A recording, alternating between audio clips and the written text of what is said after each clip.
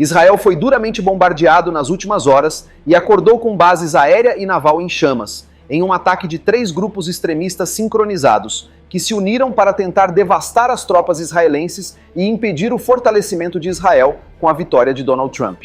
Enquanto isso, o governo polonês veio a público denunciar o serviço secreto russo de plantar bombas em pelo menos 3 países europeus. Como eu disse, esse bombardeio foi plantado e não lançado por caças, drones ou sistemas de mísseis.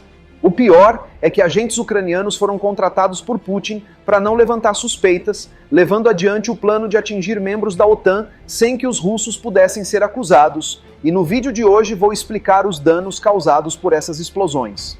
Também vou falar dos novos rumos que o conflito começou a tomar, apenas com a vitória de Trump nas eleições presidenciais americanas. Putin mudou sua postura, elogiou o presidente eleito dos Estados Unidos e já disse que um diálogo deve acontecer.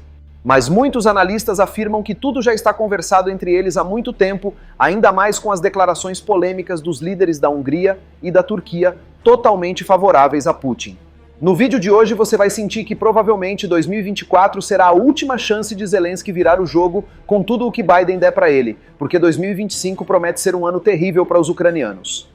Enquanto sigo com a matéria, me fala se você acredita mesmo que o conflito vai ser encerrado de uma forma tão brusca, com Zelensky sendo obrigado a ceder todo o território conquistado e retirar suas tropas da Rússia.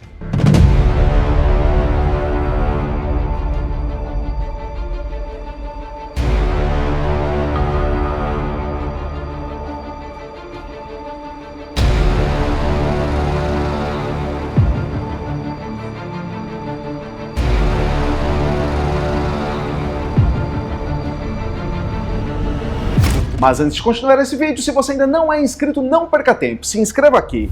Vale a pena, eu te garanto. Deixe seu like para o YouTube recompensar o núcleo da Terra. E se você curtir muito esse conteúdo, ajude nosso trabalho clicando em valeu. É muito, mas muito obrigado pela força de sempre.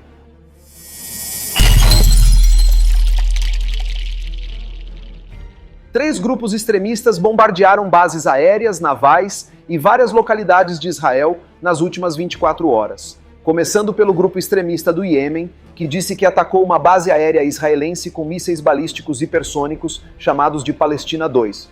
O grupo também derrubou um poderoso drone chamado MQ-9 Reaper dos Estados Unidos no espaço aéreo de uma província do país na manhã de hoje, segundo o porta-voz militar do grupo.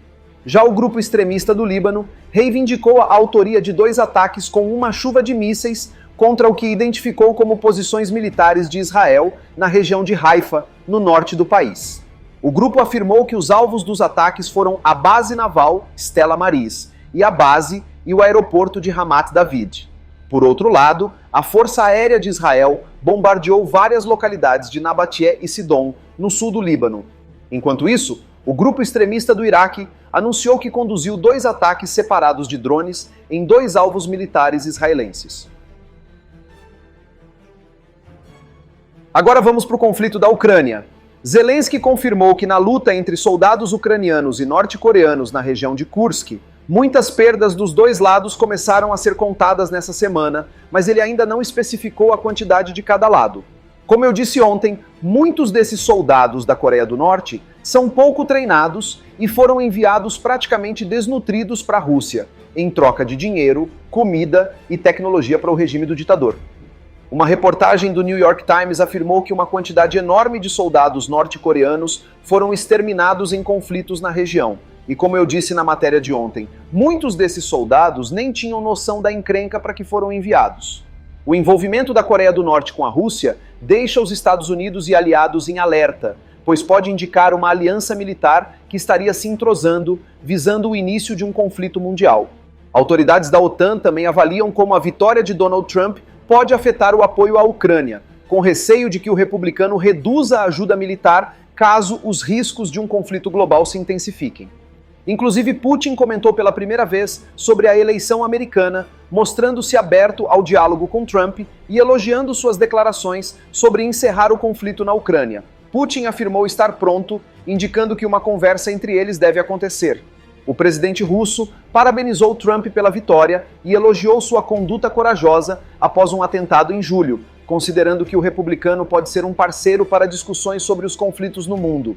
Para quem não se lembra, Trump declarou que resolveria o conflito em 24 horas, sugerindo que a Ucrânia deveria ceder um pouco. Zelensky, no entanto, rejeita qualquer concessão à Rússia, focando em manter o território ucraniano intacto. O desejo de restaurar as relações com a Rússia, de ajudar a pôr fim à crise ucraniana, penso que merece atenção, no mínimo. E aproveito esta oportunidade para felicitá-lo pela sua eleição como presidente dos Estados Unidos. И я, пользуясь случаем, хочу поздравить его с избранием на пост президента Соединенных Штатов Америки. Se algum deles quiser retomar os contatos, sempre disse e desejo repetir, não temos nada contra. Por favor, vamos retomar os contatos e ter discussões. Com uma nova onda de ataques russos, a Ucrânia enfrenta pressão em suas linhas de frente, onde o chefe do exército relatou que as forças russas estão mais fortes desde o início do conflito, dificultando a defesa ucraniana. Putin reforçou o exército na região de Kursk com soldados norte-coreanos, justamente para barrar incursões da Ucrânia dentro de solo russo. Sem maior apoio externo, Zelensky teme não aguentar segurar as tropas de Kim Jong-un. Vale lembrar que Zelensky também parabenizou Trump e destacou uma conversa excelente entre ambos. No entanto, criticou a ideia de um cessar-fogo sem garantias de segurança. A administração Biden reafirmou o compromisso de apoiar a Ucrânia, mesmo com a vitória de Trump, prometendo enviar o total de 6 bilhões de dólares em ajuda militar antes da posse do republicano em janeiro. O presidente da Coreia do Sul também deve enviar armas para a Ucrânia, reforçando o exército ucraniano para que ele possa exterminar o número máximo de norte-coreanos que conseguirem. Enquanto isso, a Ucrânia está investigando a execução de 124 prisioneiros de guerra ucranianos pelas forças russas. Tudo indica que Putin está exterminando soldados que já estavam rendidos. Zelensky pediu que parceiros também reforcem as defesas aéreas da Ucrânia. Em um ataque russo brutal nessa semana, 92 drones e 5 mísseis atingiram 12 regiões ao mesmo tempo.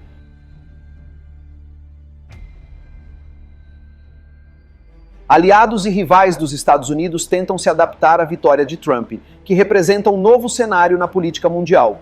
Muitos preferiam a continuidade da política sob Kamala Harris e temem o impacto das novas políticas. Durante seu primeiro mandato, Trump mostrou desprezo pelas alianças ocidentais e desafiou a ordem global liderada pelos Estados Unidos. Agora, com o retorno, existe uma preocupação sobre a postura que ele adotará no cenário internacional.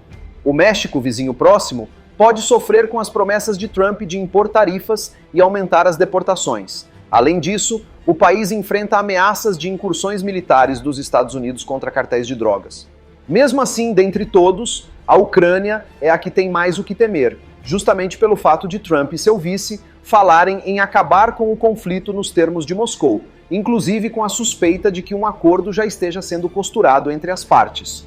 Como eu falei, a proposta de paz de Trump sugere que a Rússia mantenha grande parte do território tomado, o que deixa aliados da Ucrânia e países da OTAN apreensivos com o futuro da estabilidade na região e da própria Aliança Ocidental.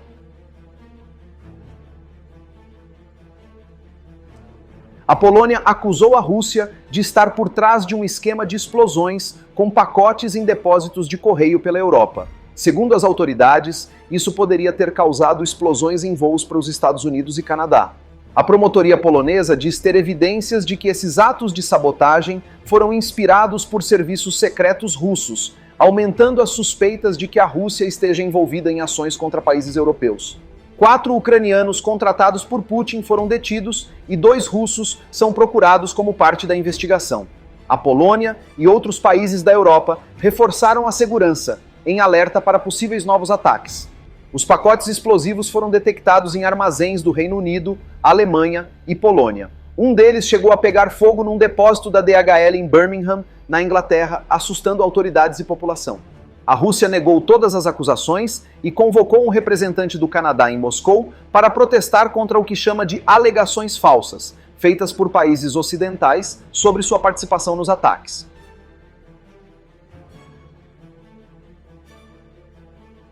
Durante um evento em Sochi, no qual Putin elogiou Trump, ele também criticou o Ocidente por arriscar uma catástrofe global ao tentar enfraquecer a Rússia, o país com o maior arsenal nuclear do mundo. Segundo ele, isso mostra um aventurismo irresponsável de certos líderes. Putin declarou que o Ocidente tenta manter seu poder a qualquer custo, mas isso é inútil, pois a marcha da história não pode ser detida. Ele acredita que um novo sistema internacional está surgindo. Ele ressaltou que a Rússia não considera a civilização ocidental como inimiga, mas discorda da ideia de um mundo onde haja apenas nós contra eles. Para Putin, esse tipo de divisão não faz parte do vocabulário russo.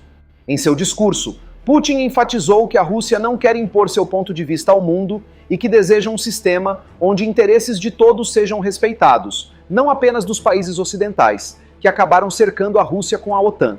A relação com Trump pode sinalizar um novo início, segundo Putin, mas ele se mantém cauteloso.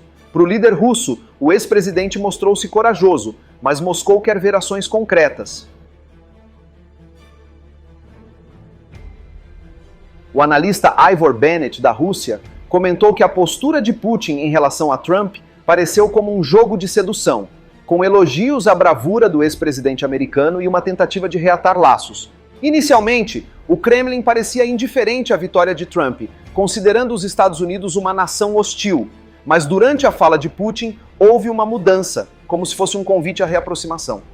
A Rússia, porém, não está completamente otimista. Apesar das palavras gentis, o governo de Putin ainda lembra das sanções que os Estados Unidos impuseram durante o primeiro mandato de Trump e mantém os pés no chão. Diferente de 2016, quando houve uma comemoração aberta à eleição de Trump, desta vez a Rússia está mais reservada, sem estourar champanhe ainda, aguardando ver o que o republicano fará na prática. A Ucrânia, por outro lado, estava confiante de que os democratas iriam ganhar e ela iria conseguir manter o apoio americano logo agora que ela estava prestes a conseguir o uso irrestrito das armas da OTAN para atacar o Kremlin. Parece que essa liberação acabou de ser engavetada. O primeiro-ministro da Hungria, Viktor Orbán, prevê que Trump encerrará o apoio dos Estados Unidos à Ucrânia em seu novo mandato, defendendo uma saída rápida dos americanos do conflito. Orbán, aliado próximo de Putin, expressou contentamento com a vitória de Trump e acredita que o republicano trará uma solução rápida, evitando o que ele chama de anos de pesadelo vividos no meio do conflito. O líder húngaro disse que se Trump tivesse vencido em 2020, essa tragédia nem teria começado, afirmando que o presidente americano vai pôr um fim no conflito logo que assumir. Só que para o governo atual, que começou esse conflito na visão de Orbán, uma negociação justa não deveria conceder à Rússia todos os seus desejos em detrimento dos direitos soberanos da Ucrânia. A posição do governo Biden é de que a integridade territorial da Ucrânia deve ser mantida, que a OTAN deve se expandir ainda mais e que os Estados Unidos devem continuar sendo os maiores investidores da Aliança Ocidental. Trump pensa completamente ao contrário disso. Já o presidente da Turquia, Erdogan, acredita que o governo de Trump poderia facilitar uma paz entre Ucrânia e Rússia se adotar uma postura focada em soluções, com mais diálogo e menos conflitos. Erdogan, que já mediou encontros entre Ucrânia e Rússia, ressaltou que a Turquia quer que o conflito termine logo e acredita que um enfoque na diplomacia seria o melhor caminho.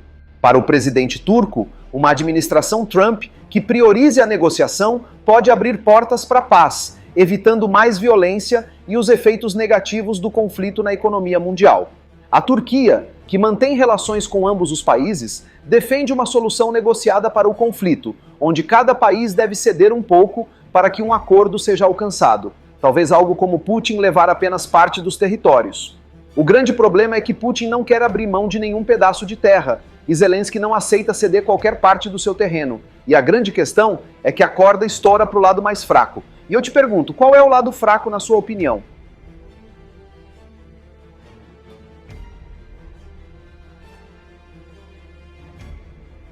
Me fala se você acredita mesmo que o conflito vai ser encerrado de uma forma tão brusca, com Zelensky sendo obrigado a ceder todo o território conquistado e retirar suas tropas da Rússia.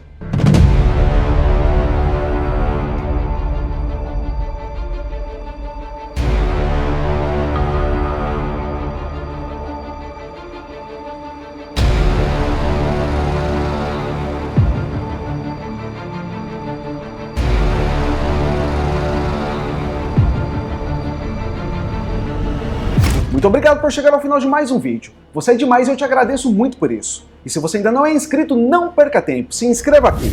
Vale a pena, eu te garanto. Deixe seu like para o YouTube recompensar o Núcleo da Terra e se você curtir muito esse conteúdo, ajude o nosso trabalho clicando em valeu.